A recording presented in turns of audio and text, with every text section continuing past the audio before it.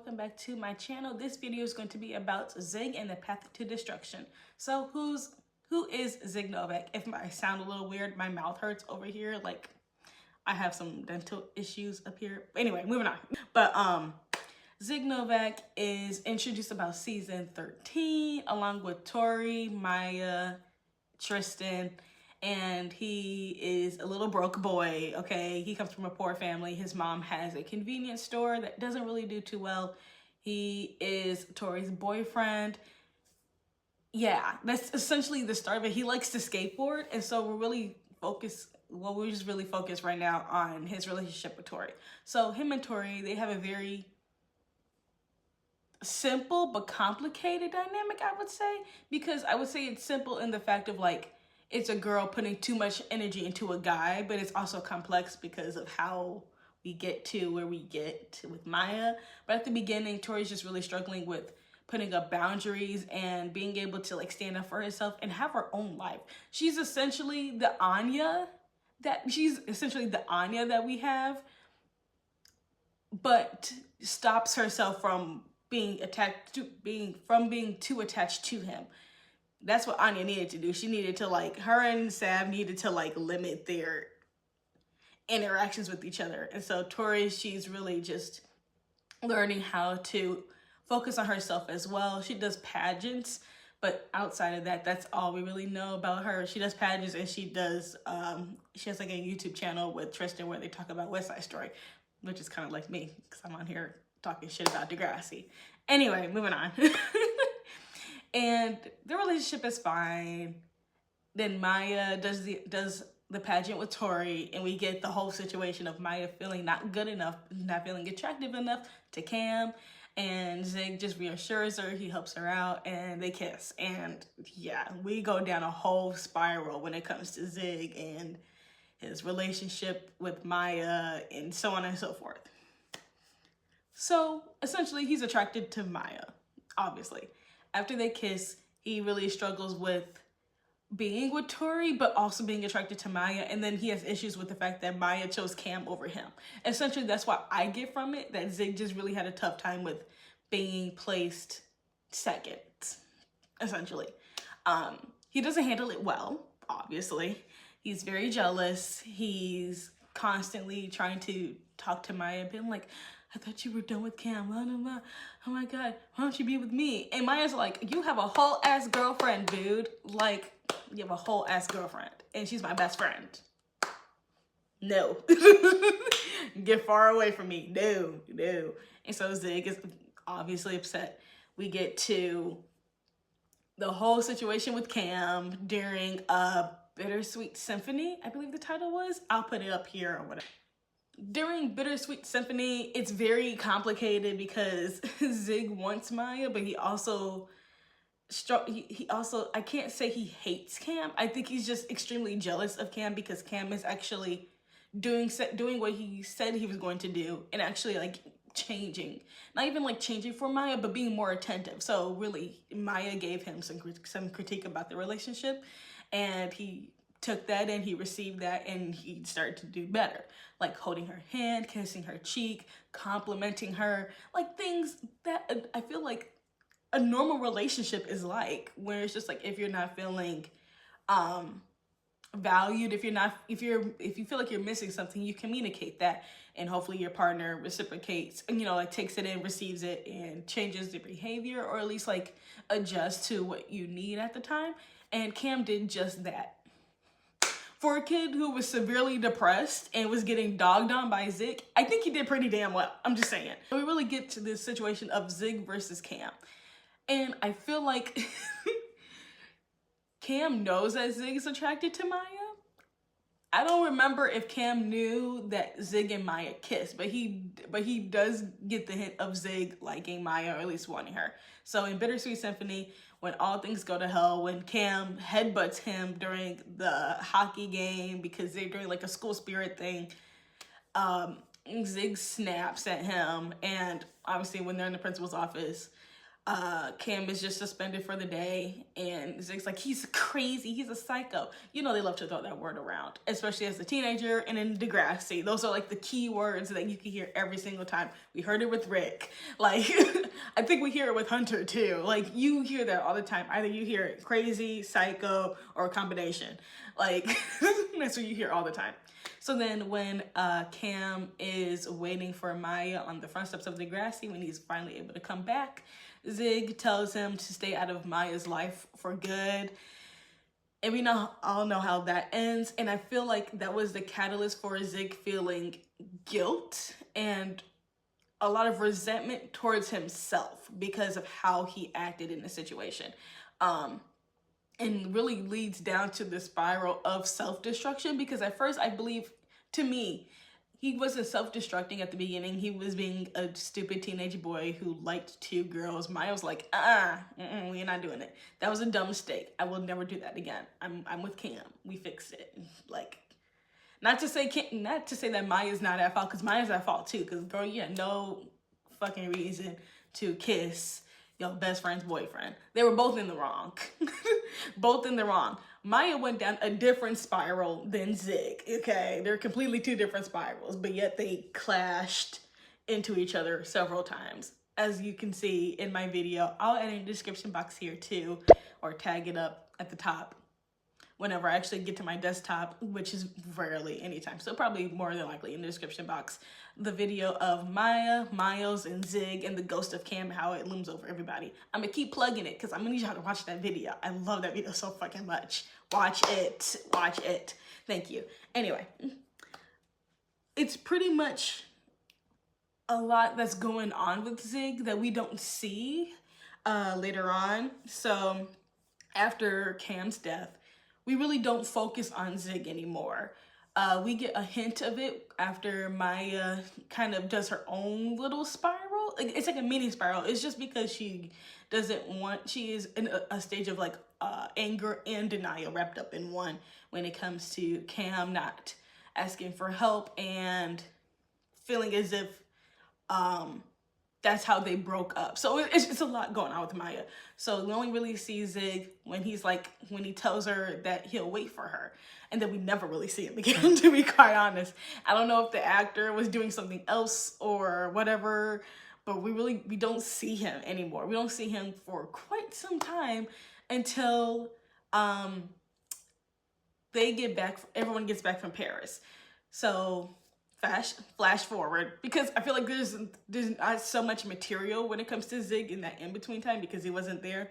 So you got to jump from that moment to straight to after Paris, after summer school, essentially, because they were in Paris for summer school. So after that, we see Zig leaning up against the stand, and he's like staring at Maya, who is talking to Miles while they're like being all flirty and like touching it. And he looks sad. My dude looks he is extremely sad, and he waves to Maya, and he gives like a little puppy dog like stare. And I kind of get it. I think I mentioned this before in one of my other videos.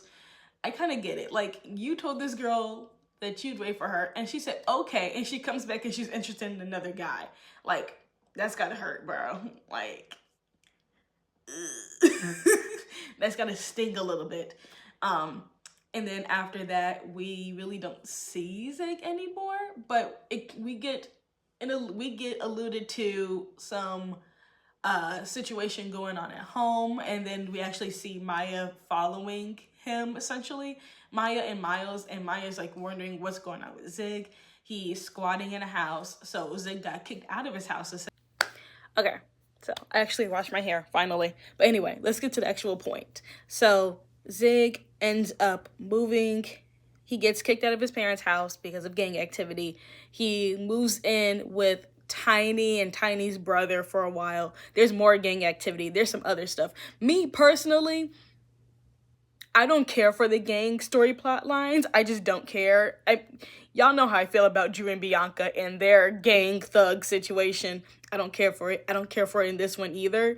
But that's essentially what Zig has been going through, staying in Tiny's brother's house, who was a gang leader, getting into some gang activities. Maya's extremely anxious. She has a lot of anxiety for Zig and his safety. Police are involved. It's just a mess. So things just kind of go crazy from there. And then once Zig talks to the police about this whatever situation that happened, I completely forgot. But he doesn't feel safe to stay there anymore because he did tell on Tiny's brother, Vince. I believe his name was Vince. Yes, because that's the one that was with the Drew and Bianca mess. Yep. So he doesn't feel safe, and so he ends up staying with Maya and Maya's mom. Parentheses, dad, question mark, because we don't know where the fuck he's at. Everything just spiraled. But, you know, that's the life of being a teenager who doesn't have a good upbringing, and the people that you're around really do anything for means for survival. And yes, it's bad, but when you're running on survival, so it's not like you feel as if you have many options. So I'm gonna put it like that. And with Zig, when Maya tries to help him get out of that life and just tries to help him like get out of it and into a home, he's like, no, leave me alone. I don't need your help, because she done ditched him for this rich dude. He's been kicked out of his house. He's doing whatever he can for money. So he's really like not in a place for Maya. If anyone was gonna help him, Maya's not the person that he wants helping him. Okay, and I get it. He was immediately just like, I'm pissed. I'm done. Leave me the fuck alone. Leave me the fuck alone. Like, that's Zig's mindset. So flash forward when he actually lives with Maya for a while to get him off the streets and into a safe environment, which I'm shocked. Maya's mom letting the teenage boy come live in her house. Also, we never saw Maya's dad again. I don't know if they divorced, he died, no idea, but we never saw him. I think we saw him like once or twice, but we never saw him again after that. We only saw him when Katie was going through her rehab. That's it. So I don't know what happened with that. Obviously, maybe the actor just wasn't gonna return or whatever. But they could at least like wrote in somewhere like how that change happened, because it's kind of weird. Because we've seen a man in that house before. We've seen her dad. So anyway, but ultimately Zig is living with Maya, and it's hitting him even worse now. The fact that Maya is trying to be Captain Save-A-Ho, trying to help him out, and he's still struggling with all of that while she's over here prancing around with her boyfriend. And Miles is nothing but a rich asshole who is also going through his own trauma at home. But obviously he doesn't know that, but he just sees that he's a rich asshole. So I come to the same conclusion too, Zig, okay? I came to the same conclusion before seeing him get assaulted and abused by his dad, okay? Like, I came to the same conclusion. So with Zig, I feel as if he just felt like he didn't have anyone. He was there just because Maya felt bad for him, not the fact that she actually wanted him to be there, essentially. So I feel like he just really struggled with acceptance that somebody wanted to help him, especially somebody who broke his heart. So yeah, I feel like that's what he really struggled with at that point. And then you have Miles, who's over here. Neither one of them had the right to do the things that they did, especially with Miles bringing the pew pew up to the school. But still, like, I kind of get the tension, because Miles is getting everything that Zig wanted Maya, essentially, this life of her, of like being happy with her, loving on her. Like, Miles is getting that. Zig doesn't have that. He feels as if like he doesn't have anything, so he feels extremely insecure. He has no sense of home or family or anything like that, or any unity. He doesn't have a true community, at least to him. So it feels as if like he has nothing, and Miles has everything that he's always wanted. So obviously Zig feels jealous, and then Miles is jealous because Zig is in the house and he's obviously hot, like, and that Maya still has some type of, not feelings for him, but feels a responsibility to take care of Zig. So Maya's just like, what do you mean? Like that is, leave him the fuck alone. He can handle his own. And Maya's like, but he's been through a lot. And I feel like Maya felt guilty too as well because of losing Cam and him saying, and Zig saying that he'll wait for her, and she never like told him, nah, don't do that. Or when they came back, she didn't like pull him aside and talk to him and say like, hey, I'm moving on with somebody else. Like, she didn't do any of that. So maybe she just felt guilty of how everything transpired without communicating with him. So she felt the need to take care of him and also make sure he doesn't die either. Because, you know, like I said in my video, Maya is just spiraling out of control later on throughout the show. So this is like, I feel like the beginning of that spiral that she goes through of like having a whole bunch of anxiety of other people's lives and valuing them over herself. Then let's jump to Degrassi Next Class over on Netflix. At the beginning, Zig is so in love with Maya when they're finally together, which is everything that he's ever wanted. And as soon as she has her own aspirations to have a band, essentially, and while she's trying to figure out people to join the band, and he's still extremely insecure. Like, yeah, he got Maya, but it took a long time to get there, and there were two people in the way, essentially. And then after Cam, you know, offed himself, he felt extremely guilty with that. With Miles, he's probably like, fuck him. Which, granted, I approve. Yes. But still, like, I feel as if Zig just, he felt extremely insecure and extremely jealous of any guy that was near Maya. So when Jonah joins the band, he's extremely like, you want to hang out with that Jonah guy? She's like, dude, it's for my band. I ain't even interested in him like that, to be quite honest. And she makes this very apparent, but Zig is still extremely insecure. So I feel like he has a hard time believing that, and that's where his spiral kind of amps up even more, because he's just so deeply insecure and always jealous of any guy interacting with Maya because he's had such a limited time with her, and all these feelings that never really got processed. And even when they're together in Degrassi Next Class within the first season, they're struggling a lot just to even fucking communicate about schmecks, about saying I love you. Like, they're already struggling so much, so he feels as if like she's already slipping away just as soon as he gets her. So he's just on edge the entire time. So he has a lot of anxiety. And ultimately, because Zig is Zig and Zoe is Zoe, they self-sabotage. We know how that ends.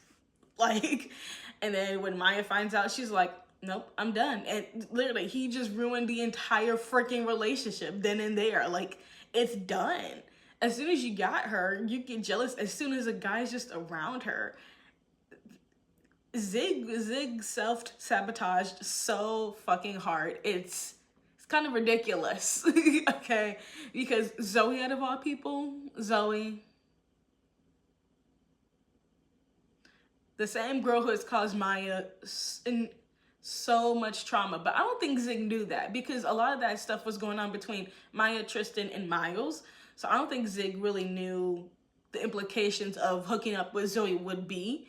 And the fact that Maya was like, so I felt like she was emotional, but at the same time, she was kind of numb to it because she's used to Zoe fucking her over time and time again. The fact that it was Zig with Zoe, just, it ruined everything. She was like, nope, I'm done. That's it, that's all. There's no coming back from that. Because it could have been anybody else. It could have been Shay. It could have been Frankie. It could have been anybody else, but Zoe, out of all people, ooh, yeah. Just saying. So then moving forward, he's with Esme, and I feel like he's, I can't say that, projecting is not the word. I feel like as if he's putting on a mask to feel not even a sense of happiness, a sense of more of the schmexual gratification than actual happiness or feelings for Esme. Like, he doesn't love Esme. They're really just hooking up, and Esme is using him to herself. Like, she's using him, and then she uses Frankie to amp up Zig's attention towards her, which, granted, of course it was gonna fucking happen like that. And then when Maya has her attempt and he finds her, everything hits him. He's like, oh my God, I could lose her. I could actually lose her. Not like, oh, she broke up with me and that might be the end of it. She could, you know, and he would feel a lot of guilt. He still felt guilt with Cam, so this just really amped it up for him. And I feel as if, because after that, when Maya does come back to school and he's constantly just wanting to talk to her, be around her, working on the project with her, he wants to make sure she doesn't off herself, because now he's spiraling in the same way that Maya was spiraling when it came to Miles doing what he was doing. So he got really scared. I mean, he even says it in the episode when Maya takes the weed brownies by accident when she can't write a song and she's really struggling, and he's like straight up crying. He's like, I thought I was gonna lose you, like for good. I was like, ooh, yeah. Zig been through it, okay? And yeah, that was I feel like that was pretty much towards the end of his self-destruction, and where he finally just realized that I could lose the people that I love if I keep doing stupid stuff like this. And the thing is, we never really got a full like redemption arc for Zig, so I can't say like he completely changed, but I can't say that he remained I can't even think of the fucking word. He didn't remain consistent either. Like, I feel like he kind of went up and down a few times, but we never got to see a full character arc for Zig, and that's Nick's class and Netflix's fault, to be quite honest. I would have loved to have just seen him grow and mature from that situation, actually go to therapy, because I feel like he needed therapy. I would have loved to have seen him in a therapy session talking about the situation with Cam and the guilt he felt, or maybe just feeling as if, you know, a lot of things are his fault. So anything like that, really. I really would have loved to have seen him talking to someone about that, because I felt like a lot of it was internalized, and then he tried to numb it over by having schmecks with Esme. Like, he was just numbing himself of all the pain that he was feeling. But yeah, that's Zig Novak. That's all I have for this video. If you like this video, be sure to like this video. Comment below your opinion on Zig. And until next time, stay magical. Bye.